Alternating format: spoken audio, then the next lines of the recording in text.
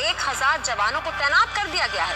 पेंगोंग में ड्रैगन के खूनी साजिश का प्लान हो गया है एक्सपोज्ड। नेपाल पर चीन का बड़ा माइंड गेम क्या है? एलएसी पर तनाव से जुड़ी 9 बड़ी खबरें देखिए। टॉप 9 भारत चीन टक्कर में।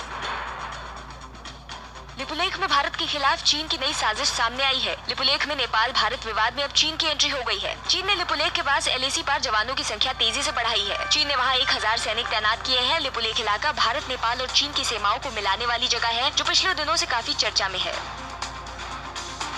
पैंगोंग झील के पास चीन नई चाल चल रहा है। उसमें यहाँ पर सैनिकों की संख्या तो बढ़ाई ही है, साथ ही अतिरिक्त बोट भी तैनात कर दी है। सूत्रों के मुताबिक पैंगोंग झील के पास चीन ने फिर से अपने तंबू गाड़ लिए हैं। 100 से ज्यादा चीनी सेना के जवान फिर से फिंगर 5 और 6 के बीच नजर आ रहे हैं। दोनों फिंगर्स के बीच 13 बोट तैनात हैं, जिसमें एक बोट पर करीब 10 जवान मौजूद हैं।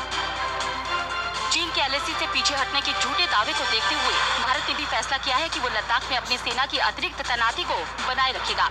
विवादित क्षेत्र पर भारत में चीन के राजदूत के हालिया बयान के बाद भारतीय सेना ने भी कहा है कि उसकी तैयारी दुश्मन की हरकत के मुताबिक होगी। इससे पहले सेना एलएसी पर 35,000 अतिरिक्त सैनिकों की तैनाती का फैसला कर चुकी है।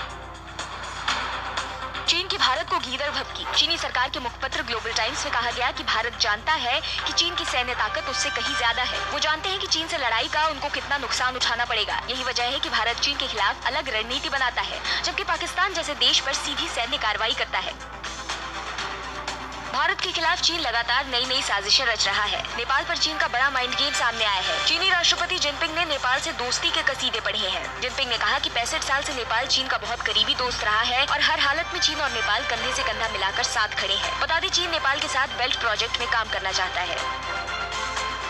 चीन की चालबाजी के शिकार नेपाल का एक और विवादास्पद बयान सामने आया है। नेपाल के विदेश मंत्री प्रदीप ग्याल्वी ने भारतीय सेना में गोरखा सैनिकों की भर्ती को लेकर सवाल खड़े किए हैं। उन्होंने भारतीय सेना में गोरखा सैनिकों की भर्ती के लिए हुए समझौते में भी बदलाव की बात कही है। सेना में 30,000 गोरखा सैनिक हैं। भारत सरकार गोरखा सैनिकों के पेंशन के लिए 3,000 करोड़ रुपए नेपाल को भेजती है।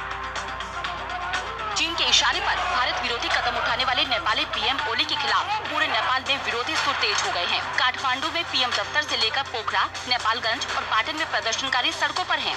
हालांकि ओली सरकार इसे दबाने की पुरजोर कोशिश में है, लेकिन इस आंदोलन को नेपाली कांग्रेस के समर्थन ने ओली की मुश्किलें बढ़ा दी है।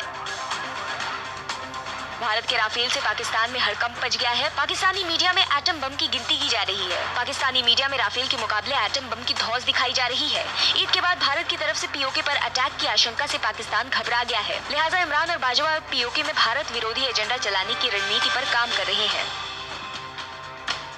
भारत को राफेल मिलने के बाद पाकिस्तान ने इसे परमाणु हथियारों की रेस करार दे दिया है। पाकिस्तान विदेश मंत्रालय की प्रवक्ता आयशा फारूकी ने कहा कि राफेल विमान दोहरी क्षमता वाला है और इसका इस्तेमाल परमाणु हथियारों के लिए भी किया जा सकता है। फारूकी ने कहा कि भारत लगातार अपने परमाणु हथियारों के